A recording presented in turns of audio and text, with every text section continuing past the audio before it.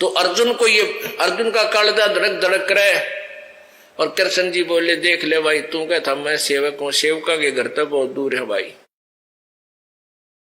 इसी प्रकार कमाल एक लड़का 13 साल की आयु का मृत्यु को प्राप्त हो गया था। उनके कबीले वालों ने, उनके परिवार वालों ने उसको जल प्रवाह कर दिया था। कुछ कबीले ऐसे हैं जो ना जलाते हैं ना जमीन में गाड़ते हैं, वो जल प्रवाह कर देते हैं शव को। अपनी परंपरा से सारे इकट्ठे होकर एक फूस का एक बंडल सा बनाते हैं जो फ्लोटिंग होता है, तैरता है, उसके ऊपर उस लाश को, शव को रख देते हैं और उसको कपड़ा डाल के उसके जल प्रवाह कर देते हैं। तो वो जल प्रवाह किया हुआ लड़का बहता हुआ दरिया में आ रहा था। सिकंदर लोदी दिल्ली के सम्राट का एक शेख तकी नाम का पीर था, गुरु। उसकी फड़क निकालने के लिए, उसका भ्रम निवारण करने के लिए, उसके जिद को पूरा करने के लिए परमात्मा ने उस मृत बालक को जीवित किया था। और सबने कहा था, कमाल कर दिया कबीर जी, कमाल कर दिया। उसका नाम कमाल रख लिया था, अपने साथ बालक के रूप में रखा था। वो शिष्य हो गया और कमाल को ये भ्रम हो गया, बीच बीच में संगत में कहने लग गया था कि मेरे जैसी सेवा गुरु जी की कोई नहीं कर सकता। परमात्मा अंतर्यामी थे, उनने भी उस कमाल की फड़क निकालनी थी। अग बेटा, सेवकों के घर बहुत दूर है सेवा करने वाले। ये दिखाने के लिए वो शेख फरीद जो कुएं में 12 वर्ष तक उल्टा लटका था और परमात्मा ने उसके भ्रम निवारण किया था। बोले आदमी कुएं में उल्टा लटक रहा है, अन्यों का भगवान में देखूंगा, और कह रहा है भगवान निराकार है, फिर देखेगा क्या। इसी बात से वो शेख फरीद का सारा भ्रम निवारण हो गया था। रे तेरा गजब भैयो, सचमुच हम कर के रहे हैं, कह क्या रहे हैं। तो वो शेख फरीद भी परमात्मा के साथ रहे शिष्य बनकर, और कमाल भी शिष्य बनकर और पुत्र रूप में। उन दोनों को साथ लेकर सम्मन नामक मनियार अपने शिष्य के घर पहुंच गए।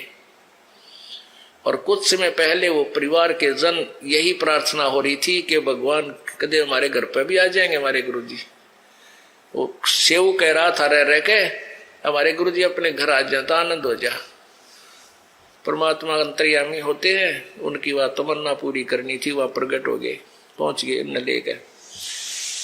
अब सम्मन मनियार भगत चूड़ी थोड़ी बेचा करता, परमात्मा की लीलागणी बताया करते दोनों पति पत्नी। जैसे कहीं चूड़ी पराण चले गए गांव में किसी बहन बेटियां ने, और वहां बैठकर चर्चा शुरू कर देते थे भगवान की, हमारे गुरुजी ऐसे हैं, हमारे गुरुजी ने एक लड़का जीवित कर दिया, हमारे गुरुजी ने एक गाय मरी हुई जीवित कर दी, सिकंदर लोधी का ना जलन का रोग कितना ठीक नहीं होता, हमारे गुरुजी ने ठीक कर दिया है, बड़े बड़े लोग धनी हो गए। अब वो जो बैठ जाते तो सारा दिन मन माने 1-2 घर में जाते, बाकी सारा दिन कथा सुनाए जाते दोनों। वो और भी कम और कंगाल हो गए, थोड़े वित्तीय हालत कमजोर होगी। उस ऐसी स्थिति आ गई, कई बार खाने को भी अन्न नहीं होता था। परमात्मा पहुंचे 3 भक्तों को लेकर के। अपने सम्मन ने कहा अपनी पत्नी ने की से कि सदगुरुओं के लिए भोजन तैयार करो। दोपहर बाद का समय था, 4-5 बजे का, 6 बजे का, गर्मियों के दिन थे। अब वो नेकी बोली, घर में एक भी दाना कोई ना, आज तो आटा भी नहीं है। सम्मन कहने लगा, जाओ मांग लिया किसी पड़ोसन से, किसी पड़ोसी अड़ोसी से मांग लाओ गुआंडी से। वह नेकी कहने लगी, मैं सदगुरु के आते ही गई थी जहां मुझे आशा थी, आज वो कोई भी उधारा नहीं दे रहा है और मजाक कर रहे हैं, टोंट कस रहे हैं कि आज तुमने के जरूरत है आटा मांगन की, तेरे गुरुजी आ रहे हैं वैसे तेरे घर भर देंगे। वो टोंट कस रहे हैं, इस उद्देश्य से ना दे रहे कि रोज गुण गाया करते हमारे गुरुजी नो कर दे, हमारे गुरुजी नो कर दे। अब वो इस उद्देश्य से अन्न नहीं दे रहे हैं, आटा नहीं दे रहे हैं कि आज इनकी बिरान माटी हो लेने दो, ये नो कहे देवता भी पूजने छोड़ दिया, हमने नो भी छोड़ दिए, आज पता लगेगा इन्हें। तो सम्मन कहने लगा, ला तेरा चीर, तेरी या चूंदड़ी, इसको कहीं गिरवी रखाता हूं। वो नेकी कहने लगी उसकी पत्नी कि मैं एक ही मेरे पास चीर है, चूंदड़ी है, इसको लेकर गई थी, कोई इसको गिरवी भी नहीं रख रहा है क्योंकि ये फट चुकी है।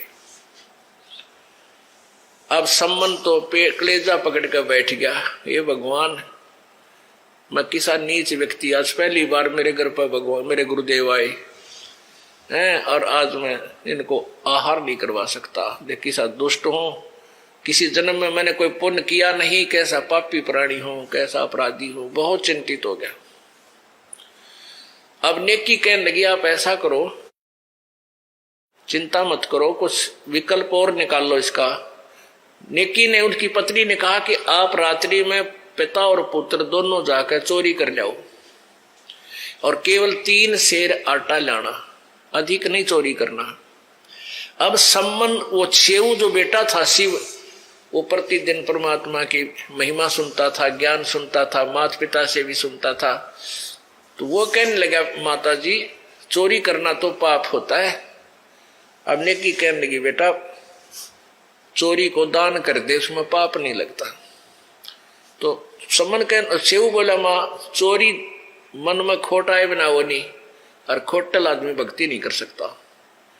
मैं आपकी यह बात कैसे स्वीकार करूं? कल तक तो आप मुझे शिक्षा दिया करते, बेटा चोरी मत करना, चोरी मत करना, और आप खुद सलाह दे रहे हो।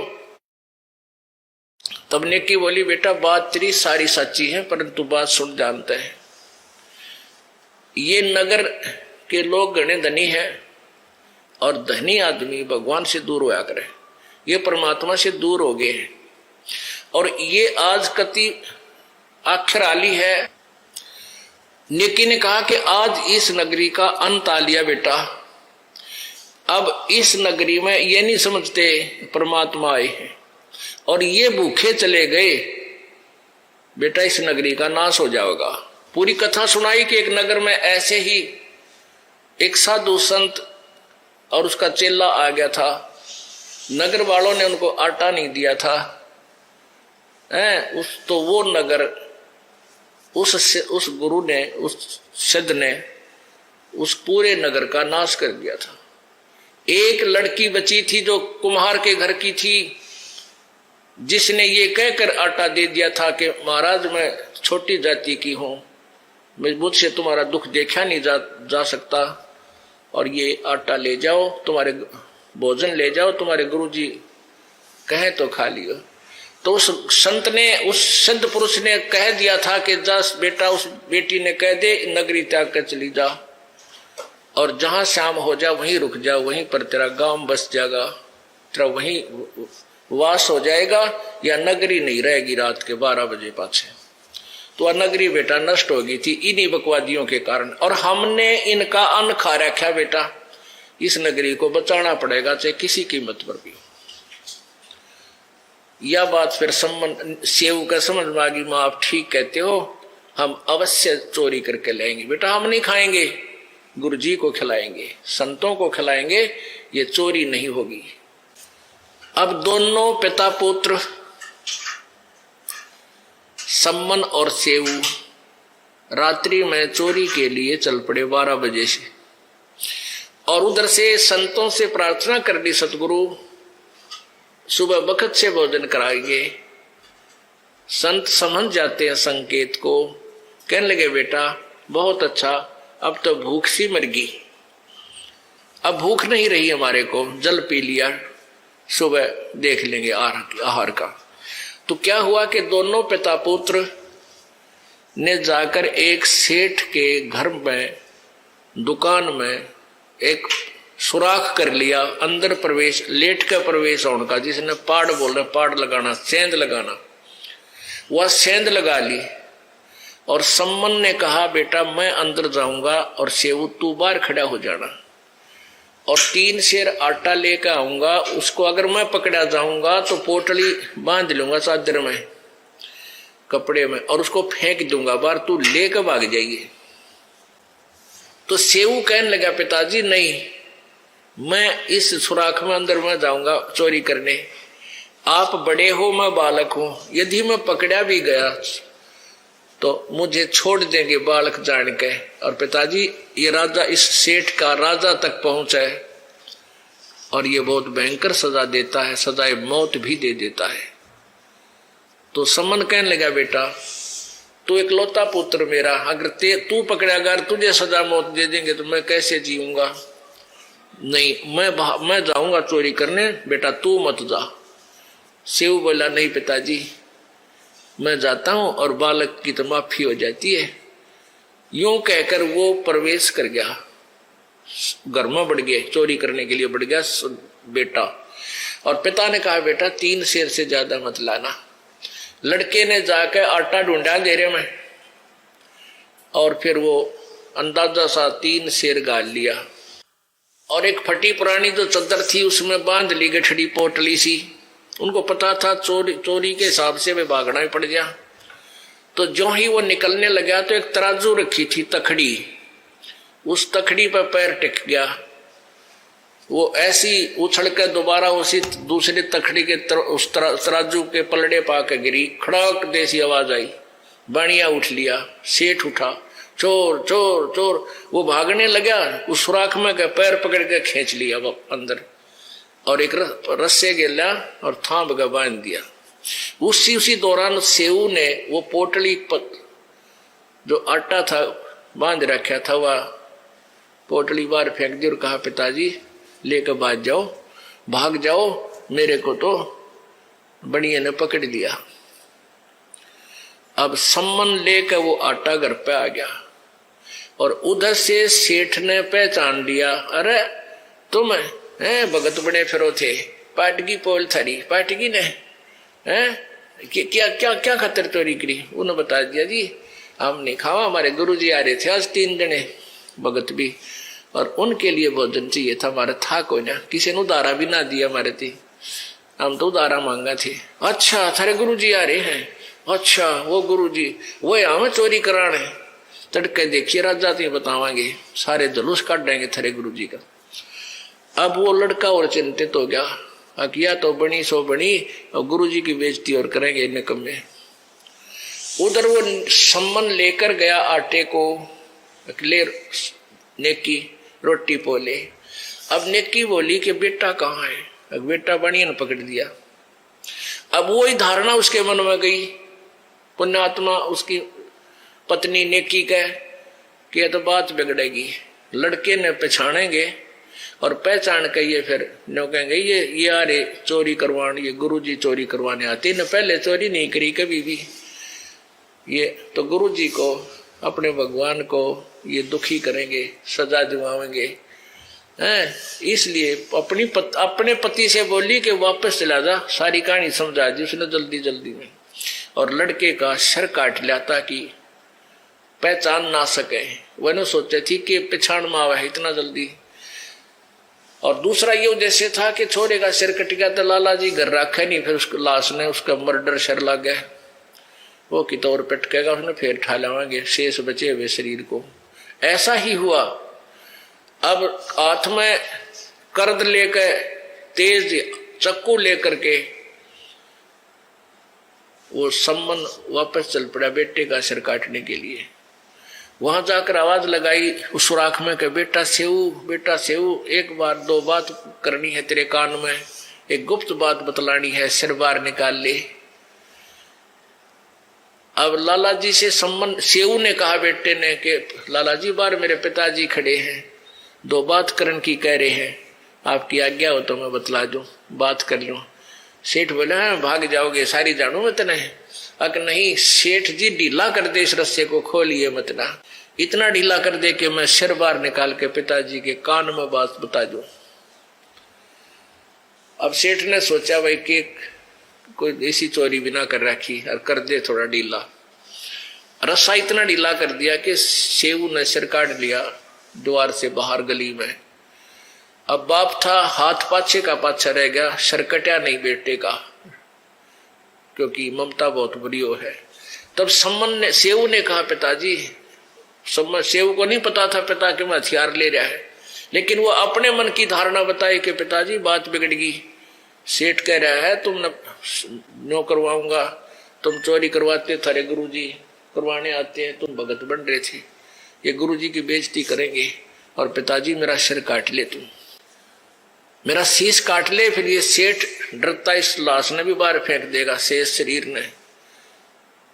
अब लड़के और कहा दे तू मेरा बाप है वास्तविक में, तो आज मुझे परिणाम मिल, मुझे पहचान हो जाएगी, नहीं तो तू मेरा बाप नहीं है। इतनी बात बेटे के मुंह तो सुन दे, करंट सा आया सम्मन में, और उसने तुरंत लड़के का सिर काट लिया और वो लेके हाथ में वो पकड़ के वो सर और लपेट के एक बोरी में घर ले आया।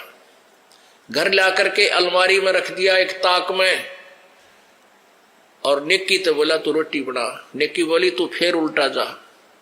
वो लाला जी घर नहीं रखा उस लाश को, वो बाहर की तरफ पटका होगा दूर जंगल में, और पीछे पीछे जाकर वह लाश उठा ला, उस शरीर धड़ उठा ला बच्चे का।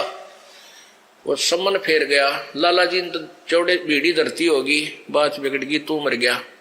उसने पकड़ा उसका गड़ शरीर का कुर्ता और पकड़ के घसीट ले गया, उसने पजावे में गिराया। पजावा एक मैदानी भट्ठे होते थे पुराने समय में, ये कुम्हार लोग लगाया करते थे, पजावा ईंटें पकाते थे, मटके भी पकाते थे, उसमें ऐसे खंडर से होते उनमें पटका जाके। तो सम्मन ने देखा और उसने क्या किया, इतने दौरान में अपना जो सुराख बनाया था दीवार में वो वापस ईंट लाके और मिट्टी गारा था लीप कर रेत रात मार के ऐसा कर दिया, पाड़ लग गया को नहीं, वो सुराख ना हुआ। लेकिन वो पैरों की जो लकीर थी, घिसट थी, निशान थे, वो दूर की दूर घिसरता हुआ जा रहा था। उनको देखते हुए देखता देखता सम्मन वहां पहुंच गया, ना बेटे का धड़ पड़ा था, उसको उठा के कंधे लाके घर लिया। उन आत्माओं लड़का मरा पड़ा है, कटा पड़ा है, अपने हाथ से काट रखा, माँ रोटी बना रही है। और नो बोला सम्मन नेकी बोली अगर रोइए मत ना, जब गुरुजिया ने पता लग गया ना रोटी नहीं खाओगे, इन कल के भूखे खाना खा लेने दिए जो बात कराएंगे। अब रोटी तैयार होगी और सम्मन ने वो तीन बर्तनों में डाल दिया। दोने होते मिट्टी के कसूरे का करते हमारे का ना, कुम्हार गत लिया करते ब्याह शादियों में पहले। आजकल तो ये पत्तल चाल पड़ी दूसरे टाइप के बन गए, प्लास्टिक से के कप हो गए। पहले मिट्टी के होया करते कसूरे, कप टाइप चौड़े चौड़े से बगैर डंडी के, तो उनको दोना बोलते हैं सिंपल भाषा में। तो उन्होंने क्या किया, जो भी भात बनाई थी वो 3 दोने में डाल दी, तीन पात्रों में, 3 थाली समझ लो, 3 पत्तल थाली भी ना थी बेचारे गरीबा का, वो पत्तल सी थी, उन तीना में डाल दी और प्रार्थना की गुरुदेव भोजन पाओ, भंडारा तैयार है। आसन दे दिया। जब परमात्मा भी बैठ गए, दोनों सेवक बैठ गए, जब परमेश्वर ने कहा कबीर जी ने कि भाई तुम भी आ जाओ और 6 जगह कर लो, इसने सारे बैठ के खावांगे, 3 हम और 3 तुम, और आज प्रेम से इकट्ठे बैठ के खाओगे, बेटा आ जाओ। अब आगे धर्म संकट में यह बात बिगड़ेगी, गुरु जी को पता चलेगा, नाटा नोटी बतेरी करी पर नहीं माने, तो वो 5 में डाल दी। 5 स्थान पर 5 विभाग कर दिए उस 3 जगह के खाने के। परमात्मा ने कबीर जी ने कहा नहीं भाई 6 जगह करो। वो कहने लगे जी लड़का खेलन जा रहा है, देर तो होगा, कोई बात नहीं आ जाएगा जब आओगा, पर 6 जगह करो। वो 6 जगह करवा दिया। राजाओ बैठ जाओ। अब उन न मुश्किल माचरी भाई लड़के के बारे में और गहराई से ना पूछ ले, कदे रोटी ना खावे, कहीं ये आहार ना करें गुरुदेव। तब परमात्मा ने कहा आओ सेव जी मिलो ये प्रसाद प्रेम, बेटा चोर कटा शीश कटा कर चोरा के साधों के नितक सेम। ओए होए होए, सेव धड़ पर शीश चढ़ा और बैठा पंगत मां, और नहीं गहरा गर्दन कहियो ओ सेवक ना। बोलो सतगुरुदेव।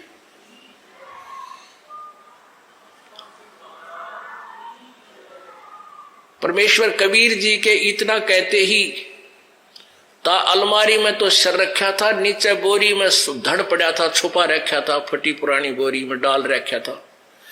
वहां से निकलकर ऑटोमेटिकली उस धड़ के ऊपर शीश अपने आप जुड़ के प्रभु कबीर जी की कृपा से, और वो लड़का उसी पंक्ति में आकर बैठ गया अपने माता पिता के पास। और माता पिता नु देखें गर्दन का इसका निशानी है, वो सेऊ है कोई और है यू, कितने निशानी भी कोई ना। और उठ के अंदर जाकर देख का यू मन बड़ा पापी विश्वास नहीं होने देता, वहां सब नहीं था। फिर यकीन हुआ तो वो बाढ़कर कितने निशान भी कोई नहीं। जब दोनों चरणों में पड़ गए, परमात्मा हम तो तुच्छ बुद्धि जीव हैं, आपको परेशान बहुत कर दिया। हक नहीं बेटा, आज तक तुम्हारा भी पक्का विश्वास ना था कि मैं कुछ थोड़ा बहुत लो लगता सा हूं, भगवान थारी भी फड़क निकल गई। और ये 2-3 और आ रहे थे मेरी गेला, एक आधा भगत ने क्या करता, मैं बगड़ी सेवा करता हूं, आशीर्वाद दे दिया बेटा, चिंता ना करे, सम्मान तेरा टोटा नहीं रहेगा। उसी जीवन में 1 नंबर का सेठ दिल्ली का हो गया वो मनियार, उसी जीवन में मास्टर मालिक के आशीर्वाद से। जहां भी हाथ लाओ सोने की डली पावे, ओए होए परमात्मा, ऐसे मालिक ने मौज मचा दी। लेकिन अब फिर बेशक से वो अब यहां बिजली गिरती है काल, देखो कितनी कुर्बानी की सम्मन ने, कोई कसर नहीं छोड़ी।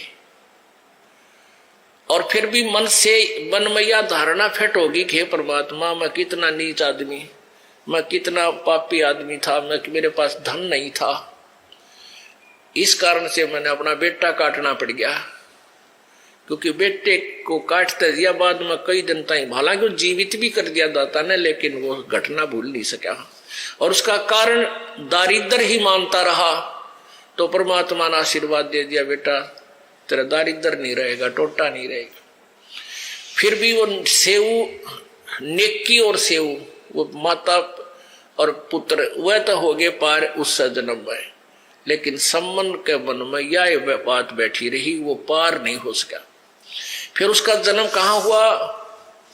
एक नौ शेरवा नामक शहर में, और 9 शेर खां नाम का वो राजा बना।